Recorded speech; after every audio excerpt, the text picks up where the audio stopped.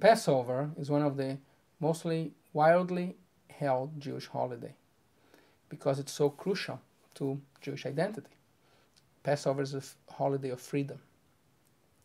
We have many, many practices that surround the holiday, but I want specifically to talk about what for me is the essence of the Passover Seder, which is the one line that says that each person should feel as he or herself were freed from Egypt.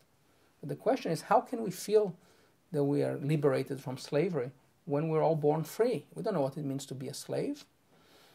We haven't experienced that. There's an insight. The word for Egypt in Judaism is Mitzrayim. Mitzrayim could be understood as min tzaraim, from this, what the tsar means, from a narrow place. Mitzrayim, Egypt, was a place that constricted the Jews, that held their freedom. By being constricted, they couldn't be who they wanted to be.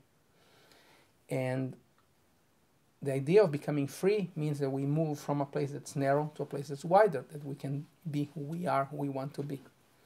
And whereas we may not really understand what it means to be a slave, we are enslaved to something in our lives. We all have some pharaoh that we carry inside, be it some relationship that's not as good as we wish it to be some addiction, be some problem in our lives that we have been reluctant to face, choices we have made that we are not happy about that constrict us.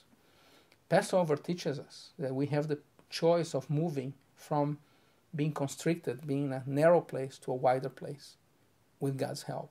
But it depends on us. The famous story of the crossing of the Red Sea, the Midrash tells us that when Moses got there, he opened his arms, hoping the ocean would open. It didn't open.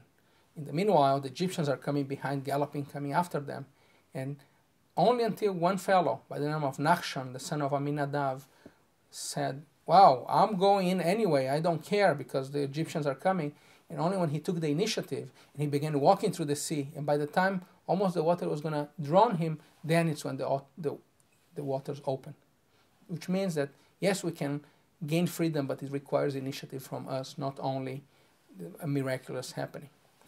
Many things we do for celebrate Passover mostly is obviously having a Seder.